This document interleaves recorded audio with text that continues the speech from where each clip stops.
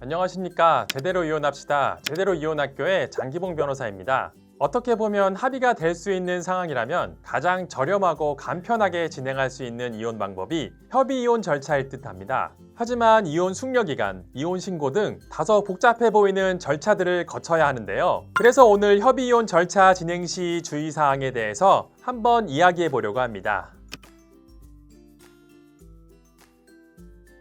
먼저 협의이혼을 진행하기 위해서는 법원에 협의이혼 의사 확인 신청서를 제출해야 합니다. 신청서를 작성하고 신청서에 명시되어 있는 가족관계증명서, 그리고 혼인관계증명서 등 필요한 서류들을 준비해서 함께 제출하셔야 합니다. 제출하는 곳은 부부의 등록기준지 또는 주소지를 관할하는 가정법원입니다. 서울의 경우는 각 지역을 관할하는 지방법원에 제출해야 할 수 있으니 확인해서 제출하시기 바랍니다. 제출할 때에는 부부가 함께 가서 제출해야 합니다. 다만 일방이 외국에 있거나 교도소에 있으면 이를 소명하여 혼자 제출할 수 있는 경우가 있습니다.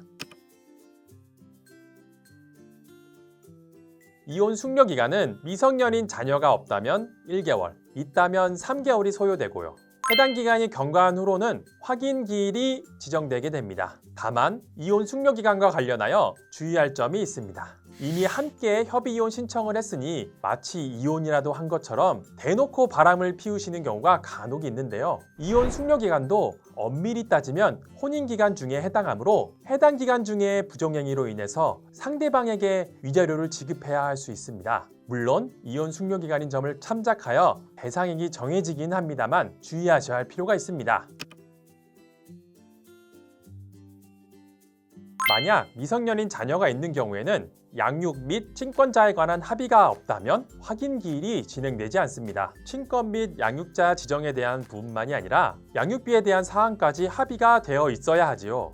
당사자 간 합의가 된 경우는 합의서를 확인 기일 1개월 전까지는 제출해야 합니다. 법원은 확인 기일에 당사자 간 합의된 양육비에 대해 양육비 부담 조서를 작성해 줍니다. 나중에 양육비가 이행되지 않는 경우에는 이를 가지고 법원에 이행명령을 신청할 수 있습니다. 만약 법원의 심판을 거친 경우라면 확인 기일까지 결정문을 제출하면 됩니다.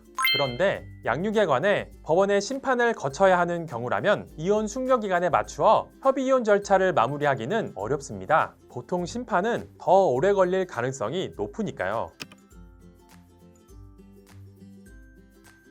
확인 기일에는 반드시 부부가 함께 신분증과 도장을 가지고 법원에 출석하여야 합니다. 한 번 불출석은 봐주지만 정당한 사유 없이 2번 불출석한 경우에는 다시 처음부터 시작해야 합니다. 확인 기일에 출석하여 확인 절차를 마치면 이혼 의사 확인 등본이 교부됩니다. 하지만 여기서 끝이 아닙니다. 3개월 이내에 이혼 의사 확인 등본을 가지고 주소지 관할 행정기관에 가서 이혼 신고를 해야 합니다. 이를 간과했다가는 이혼의 효력이 발생하지 않습니다. 신고를 해야만 이혼한 것으로 확정되는 것입니다. 여기서 한 가지 변수가 있습니다. 이혼 신고서와 철회서는 먼저 제출되는 서류에 따라 그 효력이 정해지니 서두르는 것이 좋습니다. 먼저 협의이혼을 진행하고 위자료나 재산 분할은 별도로 청구하거나 합의해도 됩니다. 협의이혼 시 위자료나 재산 분할에 관해서는 법원의 관심 밖의 사항입니다. 그에 관한 합의가 없어도 협의이혼이 가능하죠. 하지만 위자료의 경우에는 상대의 귀책 사유를 안 날로부터 3년, 재산 분할은 이혼 시로부터 2년이라는 청구의 시간적인 제한이 있으므로 그 기간이 지나기 전에 진행해야 합니다. 오늘은 협의이혼 시 주의해야 하는 사항에 대해서 알아보았는데요. 다음에는 더 유익한 내용으로 찾아뵙도록 하겠습니다. 제대로 이혼학교의 장기봉 변호사였습니다. 감사합니다.